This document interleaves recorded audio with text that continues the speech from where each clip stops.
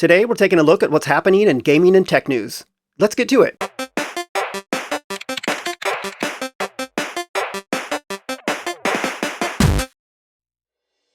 The official specs for the ROG Ally X are now available, and while there's probably not enough to justify replacing your current Ally with an X, we have to admit there's some pretty impressive upgrades on the new model.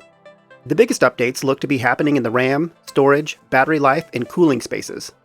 They're bumping up the RAM from LPDDR5 6400 to LPDDR5X 7500. And while that's a nice little bump, it's the jump from 16 gigs to 24 gigs that's more impressive. This 8 gig bump should help the iGPU performance across the board. They've revised the cooling system with a smaller fan and thinner fins that should result in about 10% better airflow throughout the device, which is nice to see, because we're pretty sure that it's the heat from running above 20 TDP that killed the SD card slot in our day one ROG Ally. The star of the show for us is the 80 watt-hour battery. If there's one thing that we want to see in all of our portable electronics, it's longer battery life, so seeing this one get doubled is much appreciated. A curious change is that they're swapping out the mobile port for a USB 4 Type-C port, and while moving things to a more standard USB-C port is always nice to see, we're wondering how this will play out with compatibility for their current external GPU. It also looks like the D-pad is getting some kind of update, but it's still unknown if that's something under the hood or if it's a physical change to the look and feel of the current D-pad. Unlike the Steam Deck OLED, the mid-gen refresh that came in slightly lighter than the original, the Ally X will weigh about 70 grams more than the original ROG Ally. This is likely due to the larger battery, which they're also making slight changes to the shell to accommodate. Outside of the changes mentioned here, the rest of the hardware looks like it's to be the same. The Ryzen Z1 APU, the 7-inch screen that runs at 120Hz at 500 nits of brightness, and the thumbsticks. We were really hoping for a button location change, because as mentioned in our original ROG Ally video, we would have loved to see the system buttons drop to the bottom of the screen. All in all, this looks like a decent mid-gen upgrade, so we'll definitely be watching the full reveal when they present it at Computex in just a few weeks or so.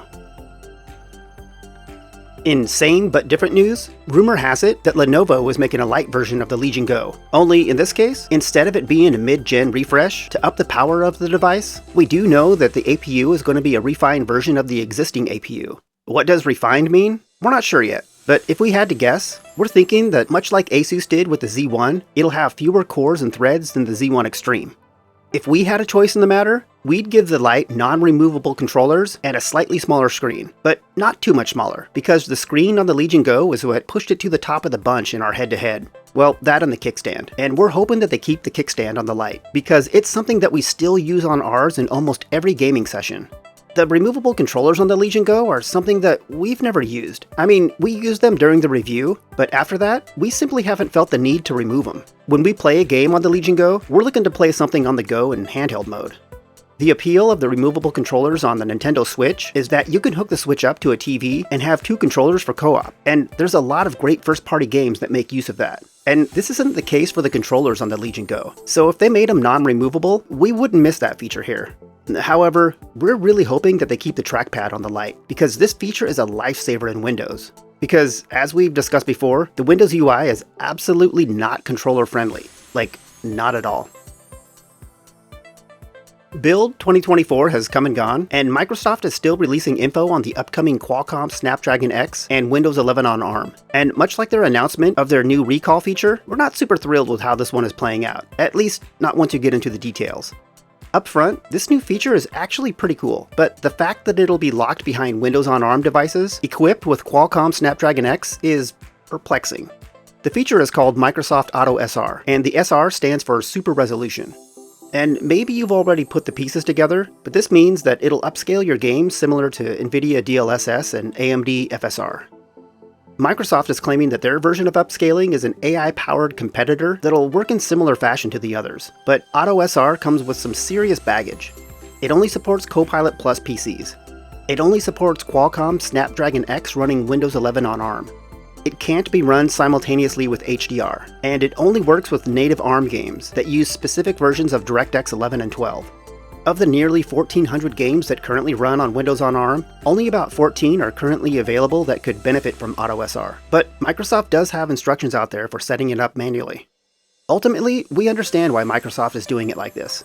The Qualcomm Snapdragon X is still technically a mobile chipset, and games hit PC hardware as a whole harder than almost any other piece of software outside of benchmarking tools. So running God of War or even The Witcher 3 on a mobile chipset is gonna really need all the help it can get. It's just disappointing to see this limited to such a specific target, because it seems like this is something that would have generated some goodwill with PC gamers, and Microsoft needs that as much as they need anything else right now. With some gaming events coming up, that means it's officially leak season, and this year we're kicking things off with some Doom-related news. A few outlets are currently running with articles that claim that Microsoft is revealing a new Doom game at the Xbox Game Showcase on June 9th, called Doom: The Dark Ages. The rumors of a new Doom game started last year when an internal Microsoft release schedule leaked that included a game called Doom Year Zero. Since then, Bethesda filed for a trademark named IDKFA, which is a classic Doom cheat code. And then Tom Warren recently added a cheeky bit at the end of an article that implies that something Doom-related is going to show up in the upcoming Xbox Games Showcase. Leaks like this are par for the course around game events, and while their accuracy can be hit and miss, we're thinking that this one has a decent chance of being valid. Outside of the name itself, the fact that there was a Doom game on the leaked release schedule makes us think that this one's all but confirmed. The bit about Bethesda filing a Doom-related trademark in the midst of all of this only makes it all feel more legit. We're huge Doom fans here at Overload headquarters. In particular, we love the fast-paced FPS action that their single-player modes offer, and we're hoping that they stay the course here and keep single-player story mode in the game, because while the multiplayer is also great, there's nothing that captures that over-the-top 80s action movie feel like a good Doom single-player mode can. Ubisoft seems to have decided that gamers weren't unhappy enough with what they've been offering recently, so they opted to pull a hold my beer with one of their oldest and most popular games, Rainbow Six Siege. The game has been popular for almost 10 years, and is still setting Steam concurrent player records even now in 2024. Ubisoft looked at that player base and thought, you know what those gamers want? Another subscription service. So at the Blast R6 Major Manchester 2024 event for Rainbow Six Siege, they announced just that. A monthly service that gives players access to a premium battle pass that has exclusive premium battle pass items and a 10% in-game shop discount.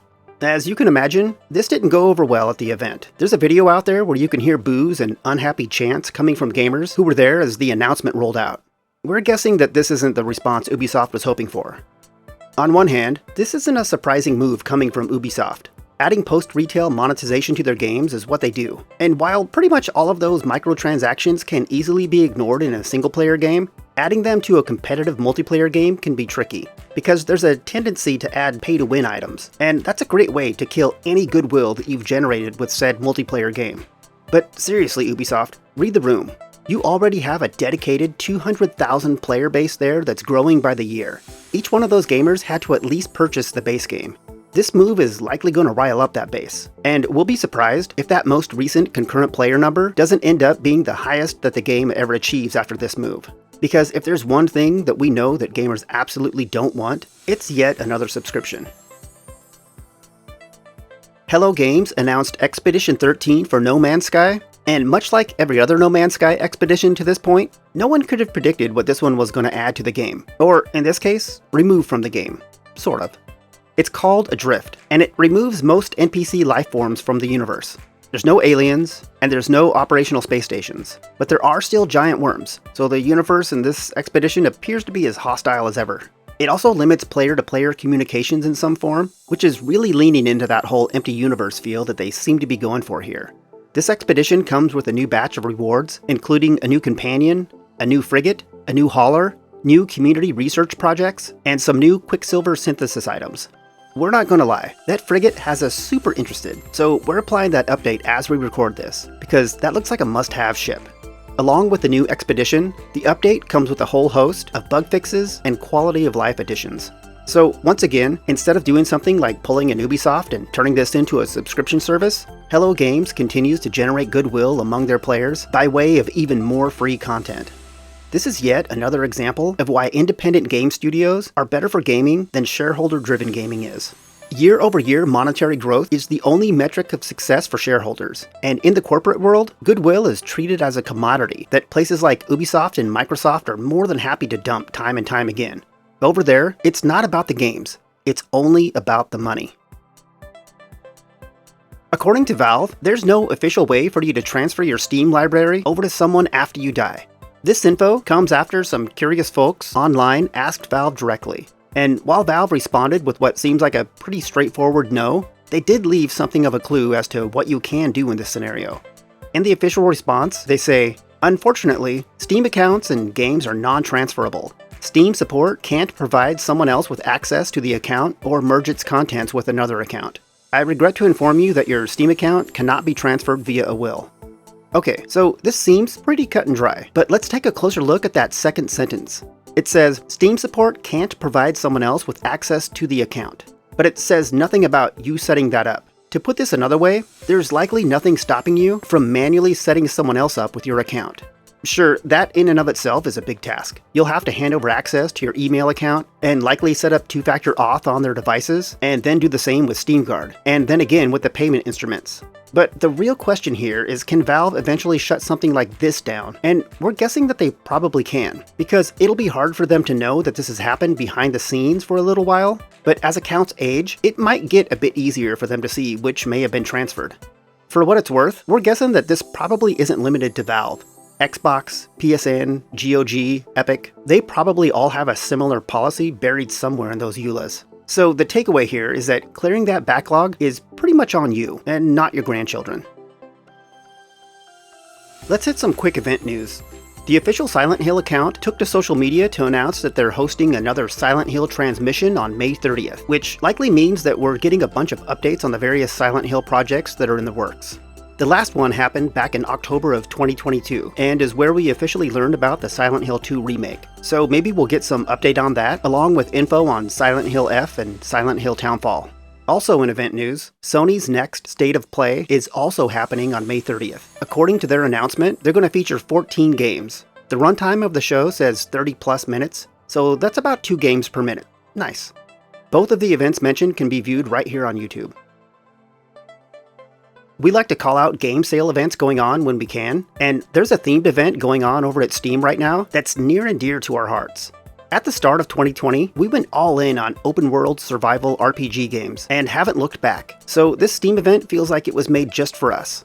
Now, through June 3rd, Steam is running their open-world survival crafting festival, which, according to their description, is a celebration of games where you start with nothing and craft your way to something, or maybe nothing.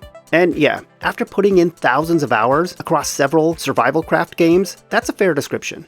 We've played a good number of games that are included here, and some are definitely worth picking up even if they're not on sale. Enshrouded, Project Zomboid, Palworld, V-Rising, Raft, Fallout 76, Conan Exiles. We could rattle off a list of at least 10 more that we'd recommend, but we'll leave the rest up to you. There's also a whole bunch of demos available, so be sure to check those out first if there's something that you're interested in. Also, don't forget to claim your free event-themed point shop items. As always, links to this event and everything else mentioned today are available in the description below.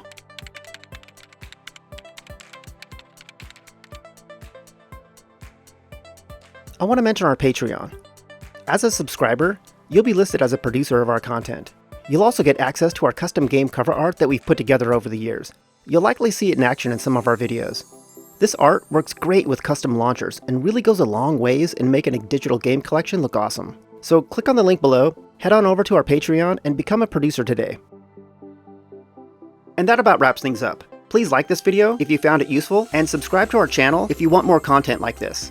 I appreciate you taking the time to watch this, and we'll chat again soon.